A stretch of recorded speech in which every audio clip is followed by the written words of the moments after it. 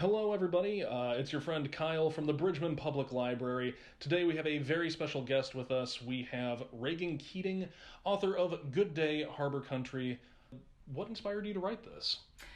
Yeah, so Good Day, Harbor Country was a book that I sort of had a vision in mind for it when my husband and I first moved to New Buffalo about 9 years ago. I was looking for a book like this in a store that I could buy, something to gift to, say, folks who are having a baby shower or our many guests who come to visit, especially in the summertime. And we had moved from Chicago. I had done something similar when I would purchase the Goodnight Chicago books and kind of had a stack of those at the ready for any of those types of occasions. So in looking for this type of book, I couldn't find one. And so we always kind of talked about, we should really write a book like that, for our region. But like all things, you're busy, you've got jobs, you've got kids, and never really got around to it. And then all of a sudden, the pandemic hit. Mm-hmm.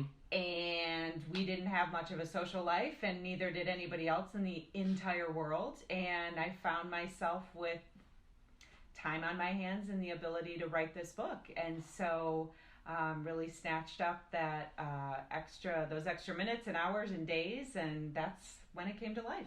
Oh, excellent. Yeah, and I tell you what, it's been fantastically received at the library. Back when it had the new sticker on it, the thing was people weren't even sure we had the book just because it was out all the time. Cool. Kids absolutely delighted in seeing areas that they recognized. And I know that you had mentioned that when you do these presentations, that kids really clamp on to areas that they know and the way that they're portrayed in the book. So what would you say is important about that for kids to be able to look and say, I know this, I can relate to this in a book that's designed to show off more or less the beauty of Southwest Michigan? Yeah, so I think, sort of twofold. One is the kids who live in this area recognize the places that they've been, and they're proud of that. They like to show off and show their families that here's a picture of a place that we've all gone and that we enjoy.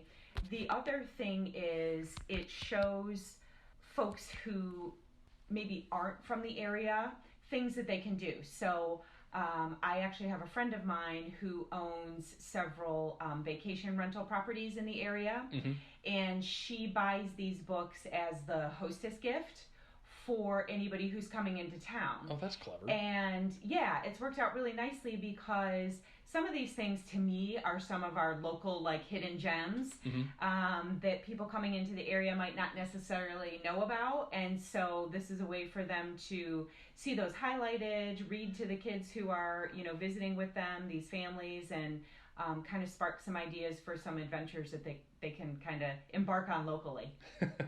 Yeah, and you'd mentioned New Buffalo, which if any of our listeners are familiar, which they should be, very, very, let's call it, population in flux between the summer and the winter, where we do get a lot of tourists. Yes. So I do agree. I think this is a great way to show off some of the hidden gems of the area. And what was interesting is when I first picked up this book, the first thing I said, okay, where's St. Joe? I live there. Where's St. Joe? Sorry. It's all good. But no. And the thing that I think is interesting about this is just the way that we have all of the different areas, but also the different people who call this area home and the people who visit represented in this book. So the illustrations of the folks in this book, I think, are very well done. So I have to ask, and I know the answer to this question already, but what is your favorite representation of people in this book? Well, that's an easy one for me because, the only representation that I really asked specifically from the illustrator, I really let the illustrator have at it in terms of what was her vision. I gave her some inspiration photos, and she really just took it from there. She did a lot of research, too, on her own in terms of, flowers that are regional in the area and animals and birds. So she really, took it to that level on her own. But I did ask if she could make a representation of my family, so my husband and my two sons. And so, I'm biased in that way that last picture in the book is actually my favorite. But what, you mentioned earlier, some of the things that kids like about it, and I've got two little ones, elementary age boys, and I've chatted with their school. Their school invited me in to do an author talk as well. And the thing that I think the kids find the coolest is what we would call the Easter eggs in the book. So these are other little pieces. I've got people's initials hidden in there. I've got my brother's name hidden in the book, and so I was able to kind of do some zoom-ins for them to show them where those Easter eggs are. Ooh. And the book is also in a couple of stores locally, and so I know that when I see kids from my kids' school, they'll say, I saw the book and I showed my mom where the Easter eggs are. So that's been really fun too, and that's just kind of like a cool little trick, a cool little, secret detective clue that kids can look for in the book. So, if any kids are interested in finding these Easter eggs inside Good Day Harbor Country, about how many can they expect to find? Oh boy. Okay, so I think in there might be 4 to 5. I should know this offhand, but I would say about 4 to 5 Easter eggs in the book, and they come in the form of initials, numbers. There's a significant date represented in there. And then name and likeness, which I already gave away for you on that last page. That likeness is the only likeness I asked for, and that is of my family. Excellent. Now, as we're wrapping this up a little bit, one of the things that we here at the Bridgman Public Library are trying to push forward is the idea of community. And I think that this book is a very good tool that we can use to say not only are these places that we can go to, but also the idea that we all have a stake in Southwest Michigan. A very open-ended question. Sure. What are your opinions of the library's position in the community and the community as a whole? Oh, well, I mean, to me, the library is a hub in a community, and it's a hub for not just children. It's a hub for folks of all varying interests and backgrounds. And I do have to say, to plug the Bridgman Public Library, you were my first customer. So the very first book that I sold went to Bridgman Public Library, and so I'm always grateful for that support.